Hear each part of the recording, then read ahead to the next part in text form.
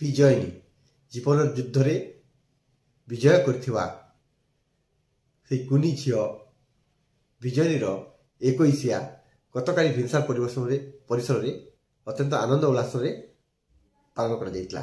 ଏହି ଅବସରରେ ହସ୍ପିଟାଲ ସମସ୍ତ କର୍ମଚାରୀ କର୍ତ୍ତବ୍ୟରକ୍ଷରୁ ଆରମ୍ଭ କରି ଆଟେଣ୍ଡାଣ୍ଟ ପର୍ଯ୍ୟନ୍ତ ସମସ୍ତେ ଉପସ୍ଥିତ ଥିଲେ। ଇତିମଧ୍ୟରେ ତାର ମା ବାପାର ପରିଚୟ ମିଳିଯାଇଛି। ବର୍ତ୍ତମାନ ଜିଲ୍ଲା ପ୍ରଶାସନ ହାତରେ ରହିଲା କାହାକୁ ହସ୍ତାନ୍ତର କରିବେ। ବହୁ ଜଣ ଆପ୍ଲାଏ କରିଥିଲେ ତାକୁ ନେବା ପାଇଁ, ମୁଁ ମଧ୍ୟ ଇଚ୍ଛୁକ ଥିଲି ତାକୁ ନେବା ପାଇଁ। କିନ୍ତୁ ଯାହା ବି ହଉ, ଯେହେତୁ ଗୋଟେ ଡାକ୍ତର ସମ୍ପର୍କ, ତା ପ୍ରତି ଯେଉଁ ଏତେ ଦିନର ସମ୍ପର୍କ, ସେଇ ସମ୍ପର୍କ ହେଉଛି ମାନବିକତାର ସମ୍ପର୍କ। ସେ ଯେଉଁଠି ବି ଯାଉ ତାର ପାଠପଢ଼ାର ଖର୍ଚ୍ଚ ମୁଁ ଭଗବାନଙ୍କ ଠାରେ ସାକ୍ଷୀ ରଖି କହୁଛି ଆଜୀବନ ତାର ବହନ କରିବି। ଆଗାମୀ ଦିନରେ ସେ କିଭଳି ଭାବରେ ଗୋଟେ ଭଲ ମଣିଷ ହୋଇ ବାହାରିବ।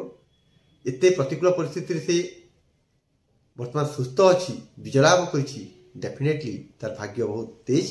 ଆଉ ସେ ଭାରତ ଏବଂ ଓଡ଼ିଶାର ନାଁ ନିଶ୍ଚୟ ଗୌରବାନ୍ୱିତ କରିବ, ଏହା ହିଁ ମୋର ଭରସା। ଆଉ ଏହା ହିଁ ମୋ ପ୍ରଭୁଙ୍କ ପାଖରେ କାମନା। ଆଉ ତାର କିଭଳି ଭାବରେ ପାଠପଢ଼ାଠୁ ଆରମ୍ଭ କରି ଅନ୍ୟାନ୍ୟ ଖର୍ଚ୍ଚ, ଯାହା ବି କିଛି ଖର୍ଚ୍ଚ, ସେ ଖର୍ଚ୍ଚ ମୁଁ ନିଶ୍ଚୟ ବହନ କରିବି। ଗୋଟେ ମଣିଷ ସହିତ ଆଉ ଗୋଟେ ମଣିଷର କର୍ତ୍ତବ୍ୟ, ଆଉ ଏଇ କର୍ତ୍ତବ୍ୟଟା ହେଉଛି ଗୋଟେ କୁନି ଝିଅ ସହିତ ଗୋଟେ ଡାକ୍ତର ସମ୍ପର୍କ। ସେଇ ସମ୍ପର୍କଟା ରକ୍ତ ସମ୍ପର୍କଠୁ ଆହୁରି ବଡ଼ ହୋଇଯାଇଛି।